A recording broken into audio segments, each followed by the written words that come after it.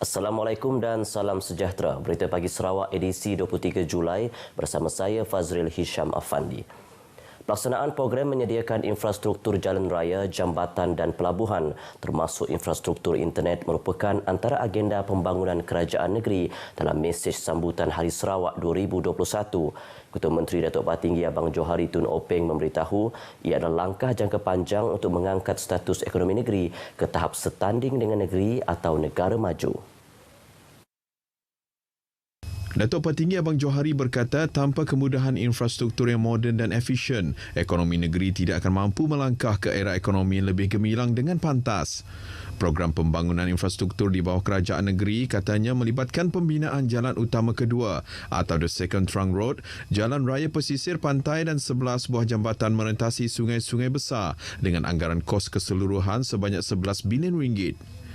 Manakala program pembangunan infrastruktur juga melibatkan kawasan pedalaman iaitu kawasan Hulu Rajang di bawah URDA, Upper Rajang Development Area, kawasan Tanah Tinggi iaitu HDA, Highland Development Area dan kawasan utara iaitu NRDA, Northern Region Development Area yang kesemuanya diletakkan di bawah bidang kuasa rekoda dengan peruntukan sebanyak 4.5 bilion ringgit.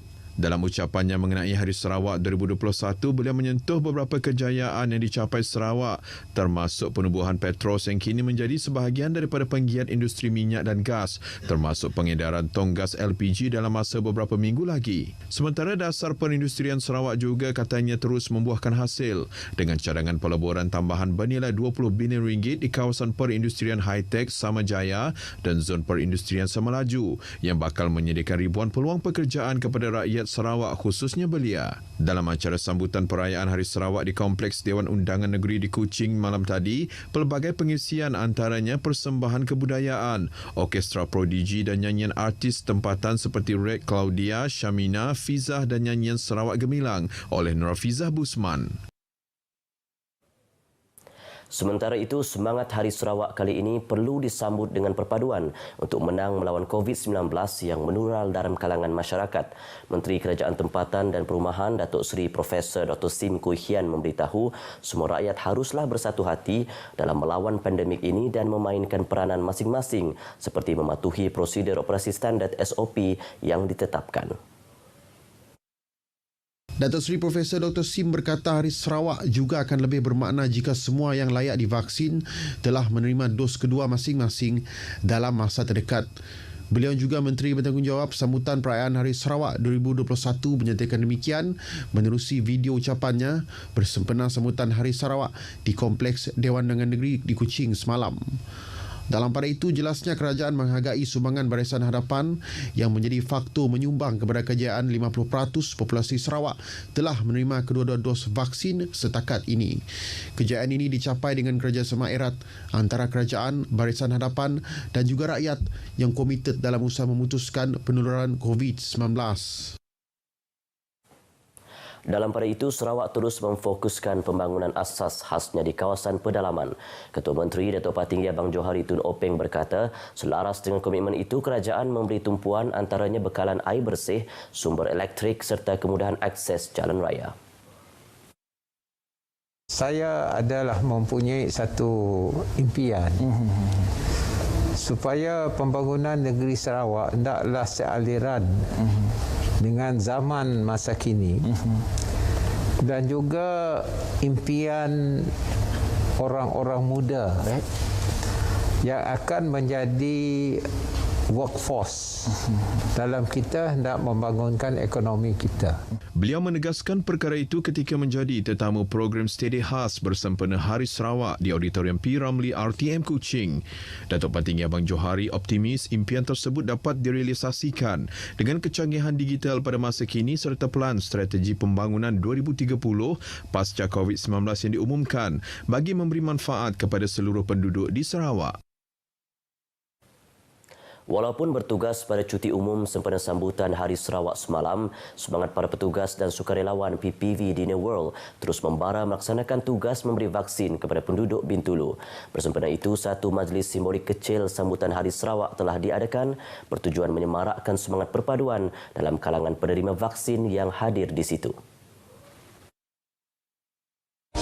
We hope with this simple event, message SOP, pematuhan kepada SOP masih dapat disampaikan kepada semua penerima vaksin. Sebagai anak Sarawak, Dr. Melvin melahirkan rasa bertuah dan bangga menjadi anak Sarawak dan berharap semua penduduk Sarawak kekal hidup rukun damai. Amat banggalah sebagai anak Sarawak tu. Harap we should be proud to become a Sarawakian. Selamat Hari Sarawak. Jaga diri semua, kita belum menang. Kita jaga kita. Selamat Hari Sarawak kepada semua warga Sarawak di Bintulu dan seluruh negeri Sarawak. Teruskan jaga diri anda, pastikan anda divaksinasi semua. Selamat Hari Sarawak kepada semua penduduk rakyat Sarawak. Kena ingat, ikutlah SOP, jaga kesihatan anda dan ingat bagi yang belum vaksin, dapatkan vaksin segera. Seramai 18,000 penerima vaksin COVID-19 di PPV Dewan Serbaguna Cebu Jaya setakat semalam. Ia merangkumi 12,000 orang telah melengkapkan dos kedua dan selebihnya merupakan penerima dos pertama. Ketua Penyelaras PPV Cebu Jaya, Dr. Nik Azfar Azirah Nik Aziz memberitahu bagi penduduk yang masih belum menerima janji temu, mereka disaran untuk datang ke PPV tersebut bagi mendapatkan janji temu vaksinasi.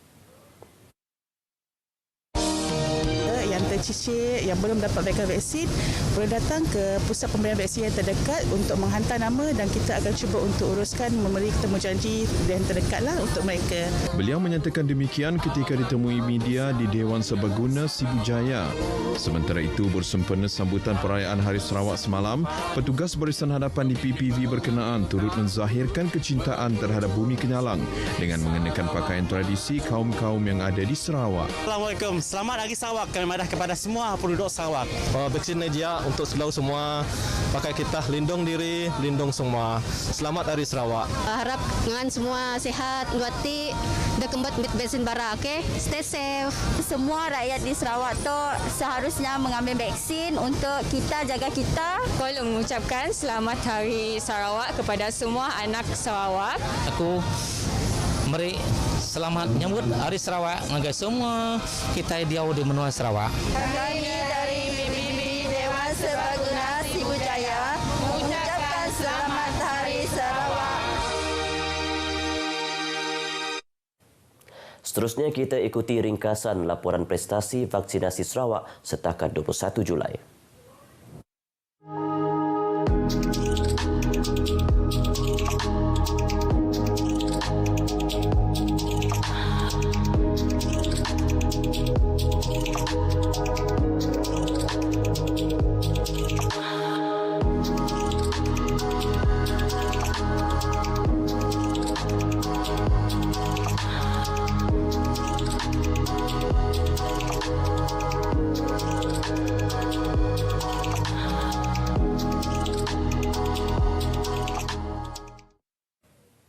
Perkembangan situasi semasa COVID-19 di Sarawak. 4 lokaliti yang dikenakan Perintah Kawalan Pergerakan diperketatkan PKPD telah dikenal pasti penyumbang kepada peningkatan ketara kes positif COVID-19 semalam. Jawatankuasa Pengurusan Bencana Negeri JPBN Sarawak dalam kenyataan media harian COVID-19 mendedahkan 4 lokaliti itu melibatkan daerah Kuching, Saratok, Miri dan Seri Aman.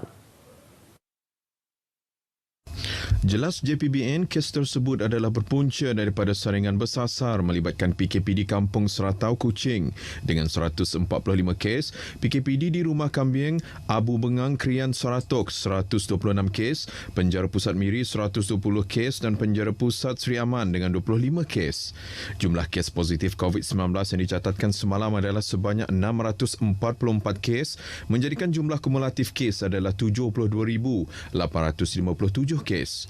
Daerah Kuching mencatatkan jumlah tertinggi iaitu 258 kes diikuti Saratok 131 dan Miri 126 kes. Daripada jumlah keseluruhan kes positif semalam, 66 daripadanya menunjukkan gejala manakala 578 tidak bergejala. Sementara itu, 2 kluster baru dikesan di daerah Saratok iaitu kluster Ulu Senulau dan kluster Abu Bengang. Kedua-dua kluster itu adalah kluster komuniti melibatkan penduduk rumah panjang di bawah PKPD. JPBN juga telah memutuskan pelaksanaan PKPD di 2 daerah iaitu daerah Pakan dan Beluru. Di daerah Pakan, PKPD melibatkan Rumah Amal Nangga Kelutun Entaba yang bermula 21 Julai hingga 6 Ogos. Manakala PKPD daerah Beluru yang bermula semalam hingga 5 Ogos melibatkan Rumah Labu Anak Abid, Jambatan Lemua dan Rumah Ambon Anak Menggat, Jambatan Lemua Bakong. Masyarakat Miri khususnya para penderma darah terus menyokong program kempen derma darah yang diadakan oleh Bank Tabung Darah Hospital Miri. Pegawai Perhubungan Awam Bank Tabung Darah Hospital Miri, Kenneth Numan berkata, kerjasama bersama pelbagai agensi dan badan bukan kerajaan terus meningkat biarpun dalam musim pandemik COVID-19 ini. Beliau memberitahu hasil kutipan darah juga meningkat sekaligus dapat membantu Bank Tabung Darah Hospital Miri berada pada paras yang baik dan mencukupi. Beliau berkata demikian pada kempen derma darah yang diadakan sempena sambutan Hari Sarawak 2021 yang diadakan di Pusat Latihan Bulan Sawit Merah Miri. Hasil program tersebut sebanyak 164 pain darah diperoleh melebihi sasaran sebanyak 120 pain darah.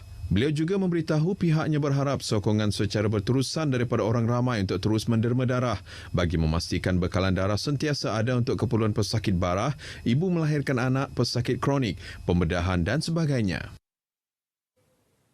Sekian berita pagi Sarawak. Sentiasa patuhi SOP COVID-19. Bersama kita jayakan program imunisasi COVID-19 kebangsaan. Saya Fazril Hisham Afandi. Salam hormat.